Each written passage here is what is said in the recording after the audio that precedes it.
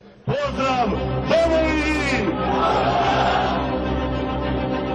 Prodali su našu gospodarstvo, naš ponos, naš sam za koji smo se borili u ratu, da nam bude svima bolje, zanos, jedinstvo hrvatskog naroda koje smo imali 90-ih, razjedinili su ih.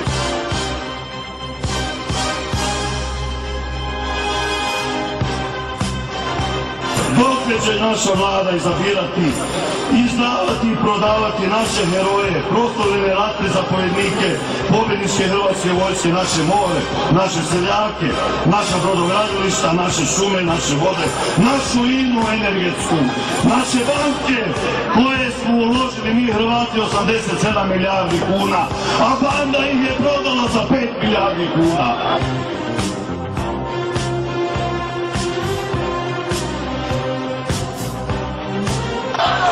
Dok smo mi zemlju branili, iza naših leđa ozakonili su pljačku i rasprodaju nacionalnog blaga. A ti isti danas nisu više u politici. Oni su respektabilni poduzetnici i članovi elitnog europskog društva. Oni su hrvatski narod ostavili na milost i nemilost svojim novim gazdama.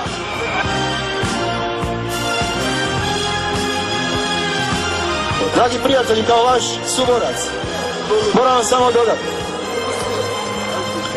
da hrvatski branitelji su stvorili ovu državu. To znamo, da se udarili su temelje ovoj državi. I s pomoću svog naroda i Bože prvojnosti stvorili smo državu, a danas nažalost imamo ovo što imamo. Hrvatska država nije onakva za kakvu smo se borili i vrijeme je reći dosta.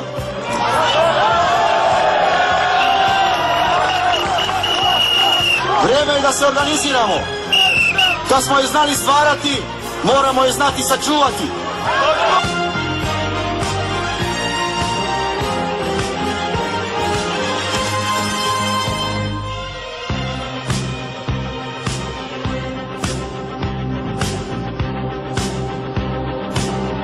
Hrvatski sokolovi glavu gore, osudili su njome, bar su oni mislili, hrvatski narod, osudili su njome 16.000 poginulih hrvatskih vitezova za slobodu domovine Hrvatske.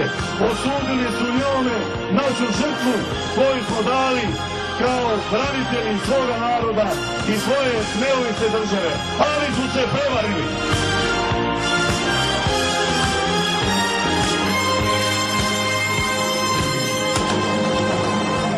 Jel vam trebam kazati imena?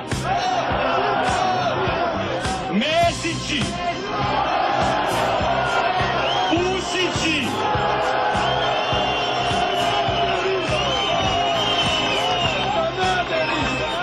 Sanaderi